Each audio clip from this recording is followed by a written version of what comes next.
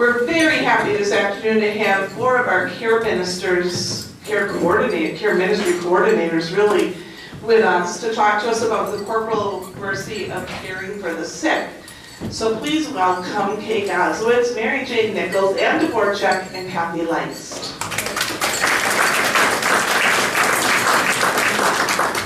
Thank you, Ruth Ann. Can everybody hear okay? Yep.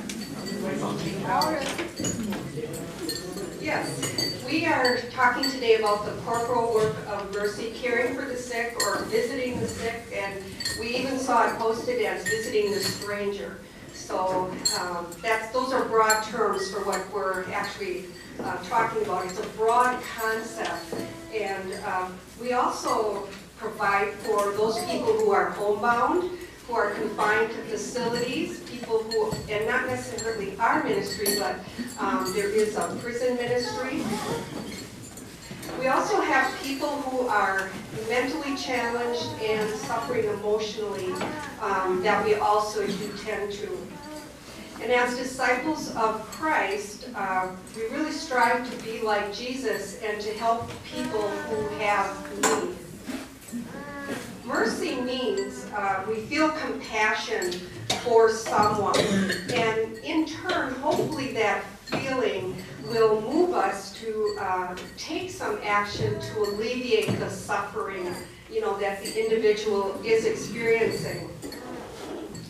The United States Conference of Catholic Bishops defines the corporal works of mercy as being a model or a blueprint on how we should treat people. It can be charitable actions, I guess that's the best way to describe it. And charitable actions that can be as simple as maybe running an errand for a homebound neighbor, or taking somebody to church with you on the weekend who can't get out. As a matter of fact, I just received a phone call this morning on somebody. We do have, it's our town taxi that does transport to and from Mass, but this individual said to me, I'm homebound, I'm disabled, and I can't get to the soup and substance, I can't get to the parish mission because I need a ride, especially at night.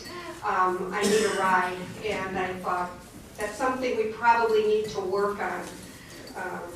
But also a charitable act of mercy can be a phone call to somebody who's confined to their home. Or you can make more of a commitment by participating in some of the ministries that we offer at the church, and pastoral ministry outreach is one of those, and then we'll be talking about that more in a little bit. As a nurse, I've had many opportunities to help people. And actually, even not as a nurse, I've had many opportunities to help people. My daughter just recently said to me, Mom, you're here to help people. And she's right. I guess that's my calling in life, because if somebody asks me, I respond. Or if I see something, I respond. I have many things that I could share with you that's happened to me throughout my life, but there's one incident that was striking for me, and that I didn't think about as much when I was younger, but as I've gotten older, I really processed what happened that day. This happened when I was in 9th grade at Woodrow Wilson Junior High School. Now, you know how junior high can be. Kids can be pretty mean. Everybody's trying to find themselves. They're not necessarily kind people, but there was this young man in our class, and he was mentally challenged. And we all knew him. He tried to fit in. He tried to be just like everybody else.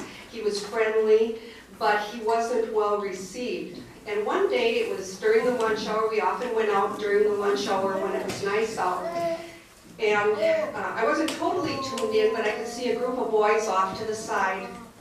And this individual, his name was Mike, he was walking along the sidewalk, and I could see there was some interaction going on, but I wasn't, like I said, I wasn't totally tuned in. He proceeded toward the school, kind of turning away from this group, and I noticed one of the boys come from the group and spit on his back. And it was like, I didn't even hesitate.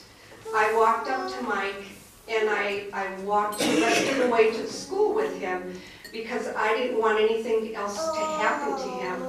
And I actually didn't think about it, but at the time, that they could have turned on me, you know, but that didn't cross my mind. They could have spit on me, but that didn't bother me. I wanted to make sure that Mike got into the school without any further incident, and he did. And we parted ways, and we both went on to our classes. Now, I really didn't see Mike much after that because, of course, I moved on to Lincoln High School, and Lincoln is a very large school. But in 2014, we had a class reunion, and I went, and it was a lot of fun. We had a great time. And as I was looking around the room, trying to identify the people in that room, because you know how it is when you get a little older, you're not sure that these are the same people you were in school with, but they all were. But as I was looking around the room, I saw Mike. And I couldn't believe it because I hadn't seen him in so long. And it was pretty typical. He kind of stood to the back. He was around the, you know, the groups and, you know, listening to the conversation. And I'm not sure if anybody did talk to him because I wasn't totally focused on him. I was mingling myself. And at one point, as I was crossing back through the room, and I came through the dining area, and I stopped, and my thought was, I see Jesus. I'm seeing Jesus right now. And it was Mike sitting at a table all by himself eating. And again, I was moved. And I thought, I gotta go talk to Mike. And I did. So I sat with him while he finished eating and told him how wonderful it was to have him there, to see him again. I hadn't seen him in a long time. And we even had a little conversation about our mothers because his mother and my mother knew each other. And that's actually how I really knew Mike, because my mother said to me one day she would always stop and talk to Mike's mother because she said Mike's mom is a little slow. And so she never hesitated to, you know, reach out and that act of kindness. So there again, we finished up our conversation. He had finished eating, and we kind of went on our way, and I didn't see him again after that. But that's just the message. As we journey through our life, we need to demonstrate compassion for others and to be present to others, and especially those who are sick, who are socially isolated, and the marginalized. Those would be simple things, you know, that we could do on a daily basis. And by doing all of that, God will say to us, "Amen, I say to you, whatever you did for these least of my brothers, you did for me." So now we will continue. That's just my little brief introduction. We'll continue going through the presentation with Mary Jane. So, thank you.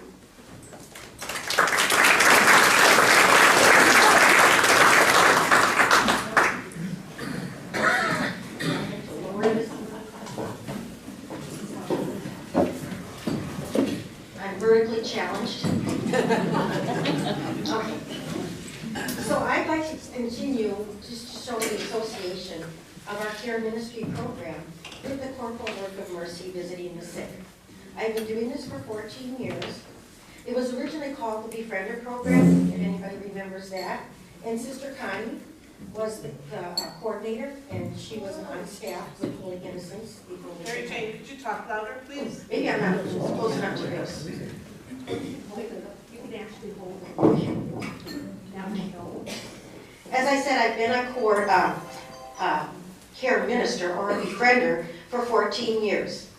It was originally called the Befriender Program, and Sister Connie, when we were still just Holy Innocents before we consolidated, was on our parish staff.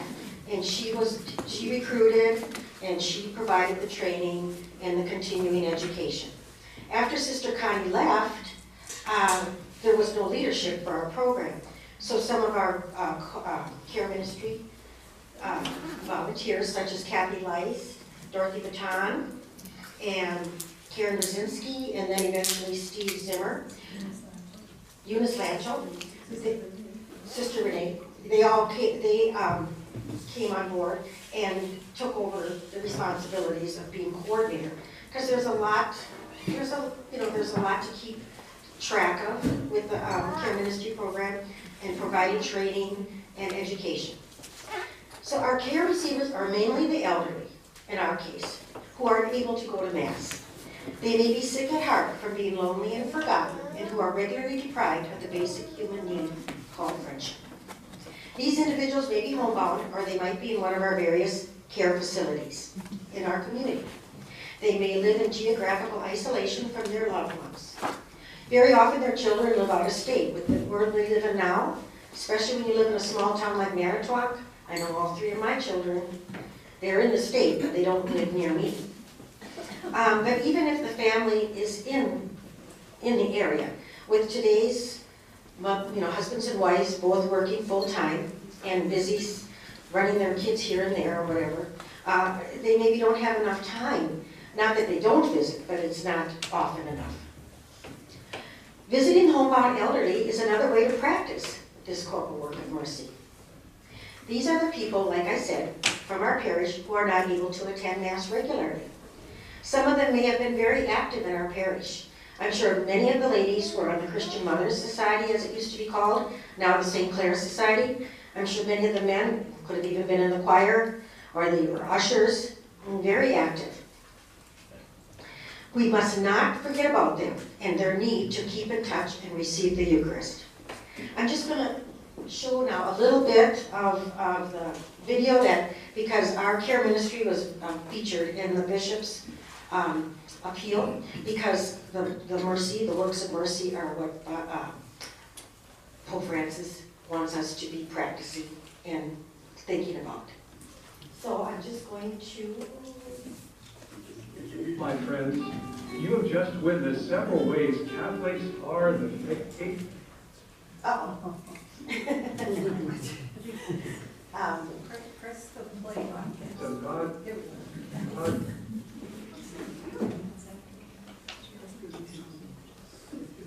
Oh, maybe it's dusty. to others. I'm going to say that. Many times, Yeah. Why is it doing that? It was working perfect.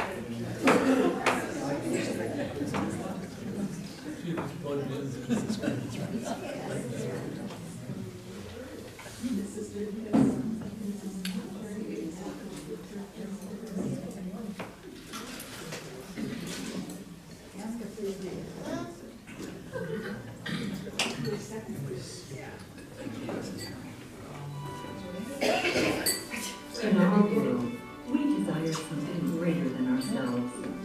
We seek outward.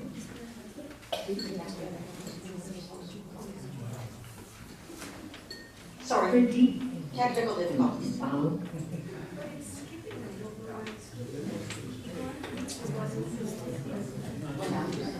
All of the Lord. The diocese is there supporting them along the way. It is truly Yeah. Well, we might not. Hopefully most of you did see the video. I just know that it was not, for whatever reason of all days, the video people from here, from Grant, that promote pro-life and living justice issues are embraced and shared widely. Caring for the least among us happens through the Living Justice Department and the work of Catholics. That's it. okay, so that's okay. But like I said, I hope a lot of you did see the video when you went to church that weekend. It just so happens that here at St. Grant, the 8:30 and 10:30, video people, the person must have been sick. So they didn't get to see it, but that's, It's online though, isn't it? it is online. St. Francis CC. It is online. Is it on our website, do you know, Kate? I don't know, it's online someplace. I would think it would be. Yeah. Yes. Okay. So, like I said, we must not forget about them and their need to keep in touch with the parish and its parishioners and receive the Eucharist, if that's what they wish. Our care ministry is serving God by being prayerfully present to others and who are hurting, and we are following in Jesus' footsteps as he cared for the sick, the lonely, and the suffering. Care ministry is a two-way street. Any kind of volunteering, I think a person gets quite a bit of, reward out of doing, except maybe sometimes if you sign up for something where you're needed and there's way too many people and you have nothing to do. This is totally different. I mean, it is such a rewarding experience because our care receivers so look forward to our visits. I think whenever I leave a visit, I just feel good and you just are happy that you were able to give that time to your care receiver, and you know that they so desperately needed it. So it's a very fulfilling experience. A care minister cares, listens, and offers a compassionate heart. We do not counsel or offer any advice. Just being present and praying if they wish is all that is needed. Now the schedule that is followed, that's very flexible. Say for instance with myself, I visit my receivers on Thursday and Friday usually. And each time a match is put together for a receiver and a minister, that is worked out between the two of them or the three of them if it's a couple. And many of them, I do go once a week. But if I can't, if I have to go take care of my granddaughter, then I have to be out of town, if I don't feel good, it's very flexible. I always call my care receivers every week before, a day or so before I'm coming to confirm that there isn't a doctor appointment or something. And they're very good. If I can't come on that Thursday or Friday, then I try to sometimes get there earlier in the week, but if I can't, then I just go earlier the next week. It's very flexible. And if anybody has an illness, a couple of our ministers one is having a procedure and the other one is recovering from an illness, we take care of the receivers. And even I had my knees replaced, so I was out for a good 2 months, and other ministers helped out. Maybe they didn't get to see them as often as they saw me, but they're all very good about it, and it's just very flexible. Some people want to be seen every week. Some people would like to be seen only twice a month, or every other week like that, or even just once a month. It depends. All visits are absolutely confidential. What is said during a visit with the care receiver stays with the care minister. We never repeat anything about what we've talked about, and no one knows who our care receivers are. Like I said, who a care minister visits is confidential also. Kay and the three coordinators are the only individuals who know the matches. So, if I say to a friend that I'm going to be seeing my care receiver, I would never say their name. And I would never talk about it. We talked about it, of course. The persons we visit are the ones who are grieving any kind of loss. Now, that's like, for instance, if a couple is still in their home and they lose one of their spouses, of course, that's very devastating for them. And it can be double devastating if, because they've lost their spouse, they cannot stay in their home. So, because they needed their spouse to help care for them. And I know with my own mom, my dad passed away in 2005, but he was a two-person assist, so he did have to be at a full-scale nursing home for the last year of his life. And then my mom passed away in 2007, but she always said, just please, I don't put, don't have me go anywhere as long as someone can come, and she would let me bring anyone in. I had help. I had help with my other ladies and myself. We all took shifts. And that's a very rewarding thing too, but very often a person has to go where they can be cared for. One of my receivers has multiple health issues. And there too, I feel like I can't be involved because I'm not legally anything and I'm not supposed to. I'm not there for that reason, but I still feel that I'm an advocate for this person because he's not right now. He was in his home with caregivers, but where he is at now is not, it's not the right care. He needs to be moved to another facility. So, and that's all very rewarding. Like, I mean, of course, I can't discuss his health issues with anyone, but he has guardians of health. The training that is required is to attend a one-day session, which includes an overview of a care minister visit. There is a difference between a social visit and a pastoral visit. Of course, after many, many visits, which many of us ministers have been seeing people for years, you are definitely going to, you know, it's going to become more and more social because you become friends. But it's about mainly letting them, I know my one care minister, the minute I walk in, he has so many things he's got to dump on me, and that's what I'm there for. And then, of course, we do prayer and some spiritual readings and communion. And the main thing at our training is that you are taught to have good active listening skills.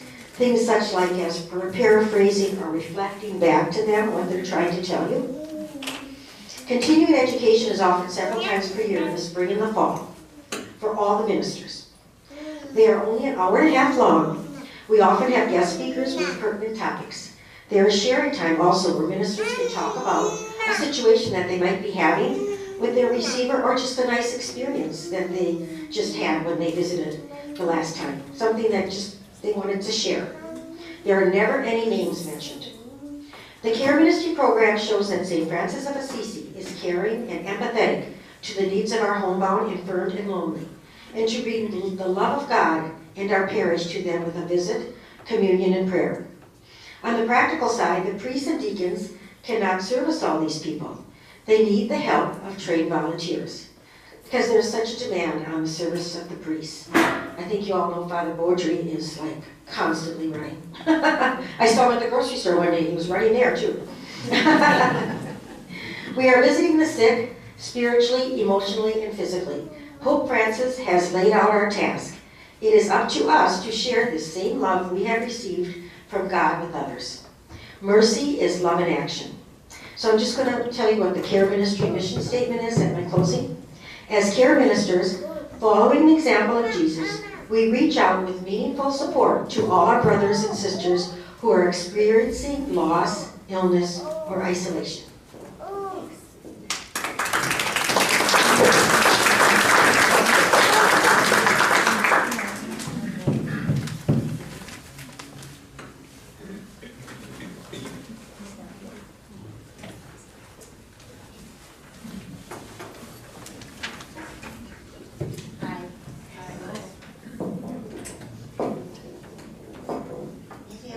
Will this work?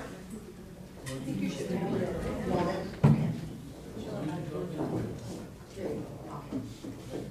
Okay. Does this work for you? Okay. I'm Ann Dvorak.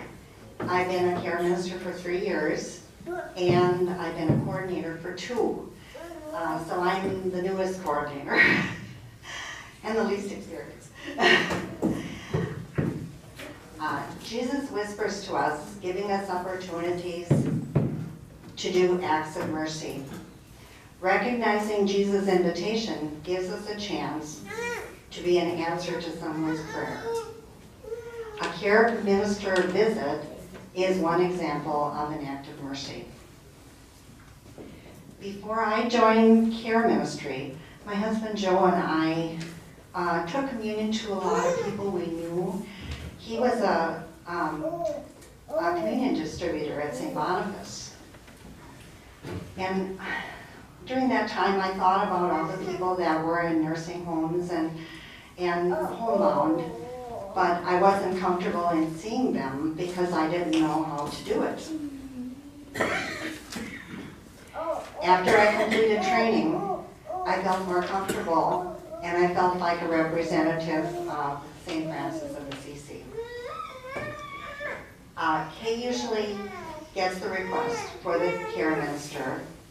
The program chooses the match from the available care ministers, and one of the coordinators goes with the new minister to the first visit.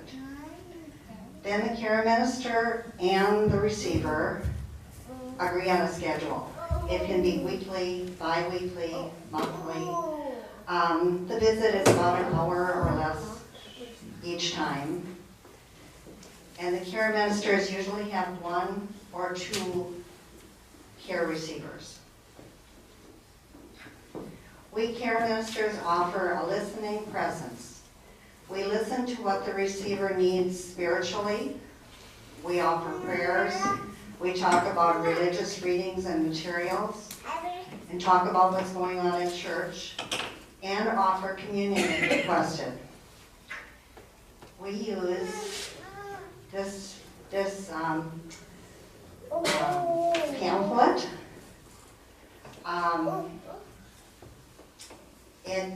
It goes through the whole program.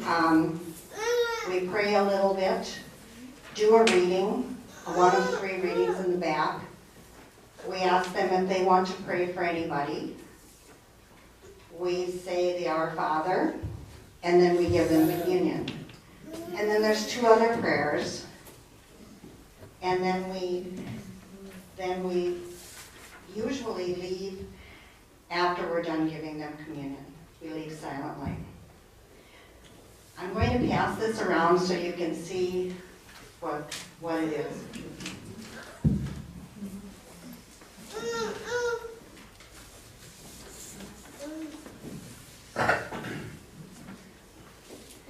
The receiver may be lonely and want to talk about their life, their concerns, or the good old days. We listen, but we don't offer advice, and the visit revolves completely around what the receiver wants to do that particular day.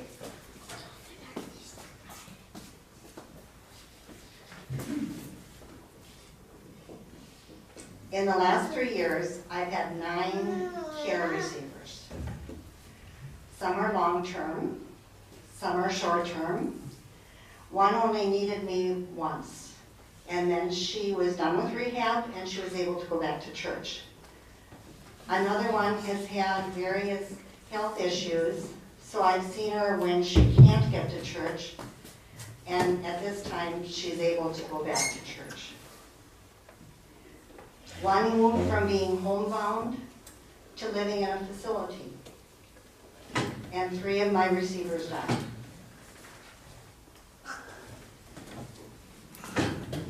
The receivers very much appreciate being in touch with their church through the care minister. A man who knew he was dying requested a special visit from Mary Jane so that he could thank her for the time that she spent with him.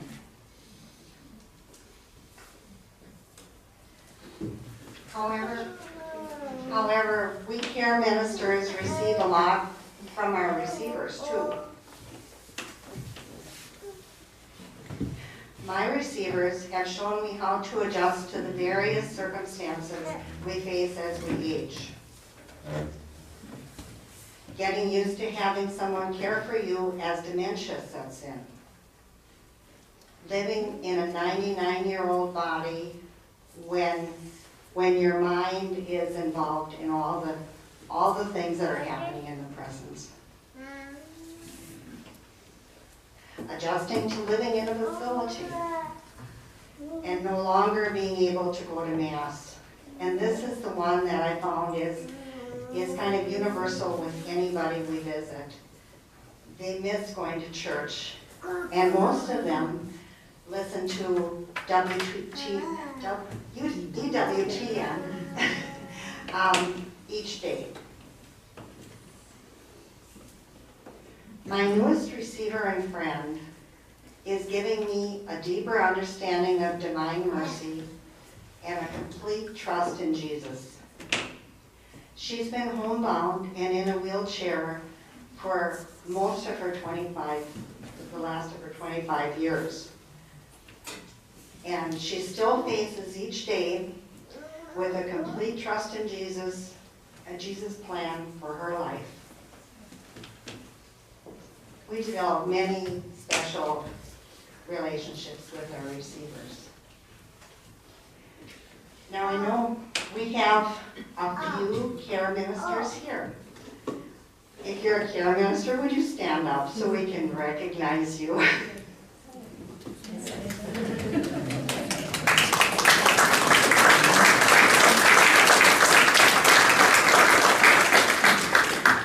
There's a lot of special people around. We have about 30 at this point.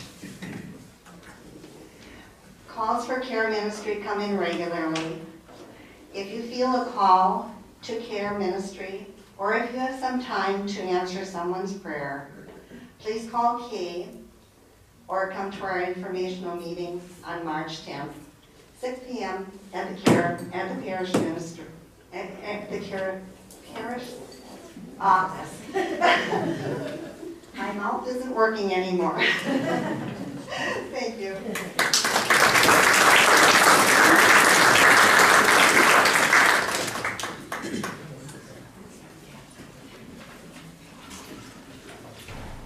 I took some water before I came up here. Okay. Well, my job tonight, or this afternoon, is to bring the closing of the program.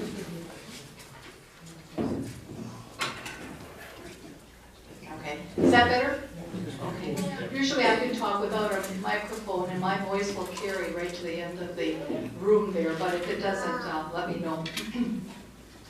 As we close this presentation this afternoon, I'd like to thank Mary Jane for, well, first of all, for Kay for giving that good introduction, not only to the care ministry program, but to the corporal works of mercy of visiting the sick. And she had a good definition of the sick and all the, or who exactly fits into this category. She did a very nice job on that. Then Mary Jane talked about our specific care ministry program through St. Francis of Assisi Church, and hopefully explained it to you well, and that you understood it. We'll take questions afterwards if there's any other questions that you may have. And I think in her way she also explained how it relates to the corporal works of mercy. And Anne gave an excellent job, I thought, on a visit. It kind of brought back a lot of memories of my visit. I've been visiting one person for the last 14 years, and long time it is, and you really get to know each other. And what they said, we get so much out of this visit. We wonder who gets more out of this. They're happy to see us, but we're happy to see them, and they give you feelings of being so uplifted, and you see how strong their faith is. I've learned a lot from the person that I visit. Okay, we do have some brochures on the counter there. Feel free to pick one up if you want. Again, it explains what care ministry is all about, and it also gives you the opportunity to either request more information about being a volunteer, or possibly if you know of someone who would benefit from a visit from our program, you can also contact our parish nurse, Kay. Her contact information is in the brochure as well. The term sick includes many forms of affliction. It can be mental, emotional, physical, and spiritual. Now, we don't always outwardly show our pain. We don't show our sadness, our worries, our fears, our brokenness in our lives. But it's out there, and it comes in many forms. It can be a serious illness, depression, the normal struggles in life, loneliness, aging, maybe it's financial worries, the death of a close friend or a family member, disappointment, worries, or maybe we're just having a very bad day. And the list could go on and on. All of us at one time or another have struggled with one or more of these afflictions. And while it was difficult, we somehow got through it. Or maybe we're still trying. So who better than us already knows how much pain is out there? Who better than us knows that people suffering and affliction need to know they matter, need to know that their pain matters. We know that God's presence in our lives makes a significant difference, many times through our prayer. But we all need that human presence in our life also. Maybe it's a hand to hold, a hug, or just a smile. Maybe it's simply to sit with someone in silence. They need to see eyes that show caring, understanding, and acceptance. They may need someone to listen without us judging. In the Bible, Isaiah chapter 40, verse 1 says, "Comfort, comfort my people, says your God." These are words for priests, deacon, our parish nurse, Kate, our pastoral associate, Ruth Ann. It's for care ministers, and it's for other church personnel. And that's right, it's for them. But those words are meant for you and for me also.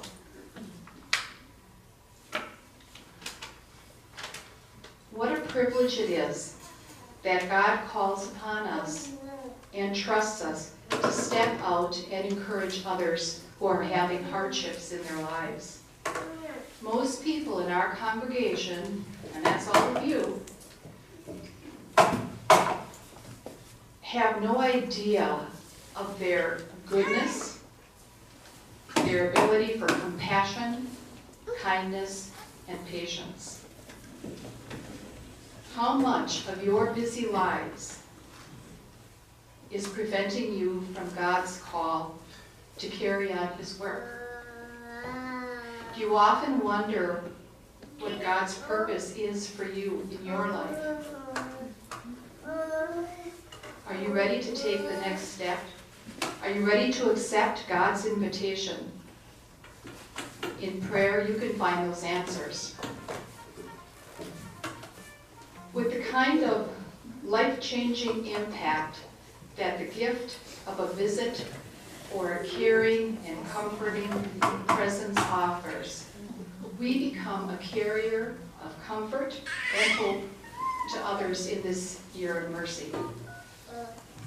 During the Lenten season, I've been reading this book, Rediscover Jesus. Anyone else reading this? It's really a good book. It has a reflection for every day to read and very, very meaningful. A couple days ago, I was reading one of them, and it was entitled Beyond Tweaking. And it says, God has a mighty, awesome, wonderful transformation in mind for you. And then it goes on to explain the difference between total transformation and maybe just a little tweaking in our lives. So we pray to God and we say to God, Dear God, please tweak this, please tweak that, please tweak my spouse,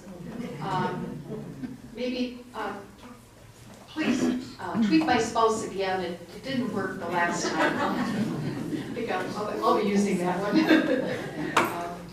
It could be, tweak anything, any issue that you pray for in your life. Please tweak our pastor. And I did make that up. It said the book. Please tweak our pastor. And tweak the politicians. Now, there's no way in the world that we can tweak our politicians, especially the ones that are running for office nationally. They need that total transformation. So the chapter goes on to say that it's a sad, tragic, and miserable truth that most of us have never prayed a prayer of transformation, not even once in our lives.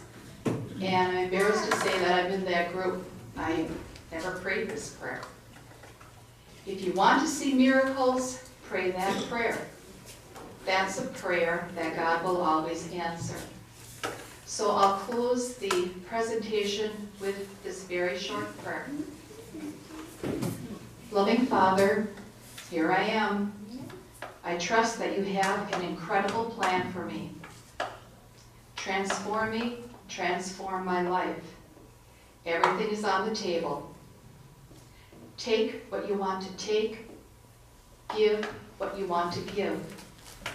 Transform me into the person you created me to be, so I can live the life you envision for me. I hold nothing back. I'm 100% available. How can I help?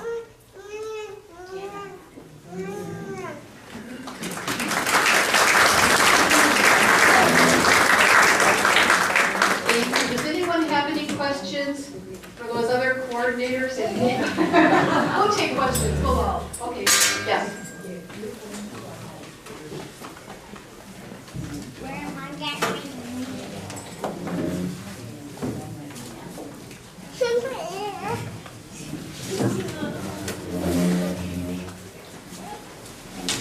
My personal opinion is that we are Christians, passionate people of God.